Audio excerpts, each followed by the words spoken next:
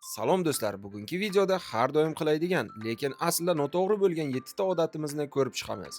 Shularni bilsangiz, hayotingiz biroz osonlashtirasiz. Sog'lig'ingizni esa ancha yaxshilaysiz. Keling, boshladik. Ertalab uyg'onganda telefonni darrov qo'lga olish. Biz uyg'onamiz u hali ko'zlar ochilmay turib Instagram, Telegram, TikTokka kiramiz. Bu narsa miyaga kuchli stress beradi, chunki u hali uyg'onishga ulgurmagan. To'g'ri yo'li uyg'ongandan keyin 10-15 daqiqa hech narsaga qaramay tinchlikda o'tirish yoki suv ichish. 2. Nafas olishni to'g'ri qilish. Ha, to'g'ri eshitdingiz. Ko'pchilik ko'krak bilan nafas oladi. Aslida esa inson qorin bilan nafas olishi kerak. Nega bu muhim?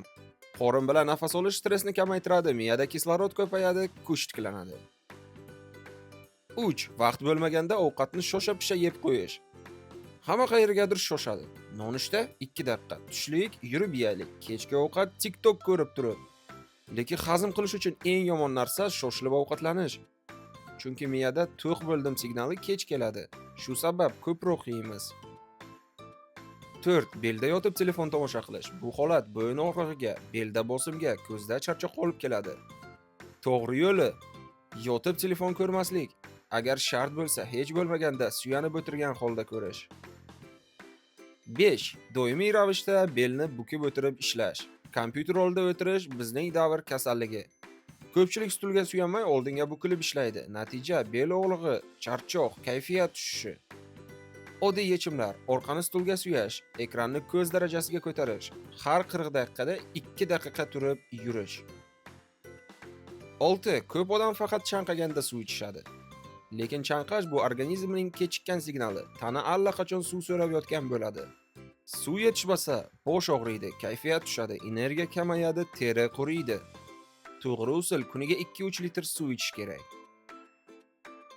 7. Eng ko'p uchraydigan xato: uyquni kechiktirish.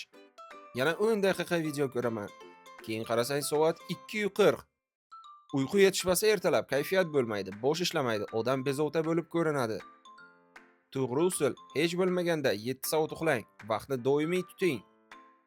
Shu 7 ta odatni to'g'rilasangiz, hayotingiz juda tez o'zgaradi. Agar video yoqqan bo'lsa, like bosib obuna bo'ling. Omad! Do'stlar, obuna bo'lishingizni yana bir bor so'rab qolamiz. Kanalni endi boshladik yuritishda. Tashxislarda obunalaring bizga juda muhim. Like bosing, obuna bo'ling. Obuna bo'ling dedim. Rahmat. Sog' bo'linglar.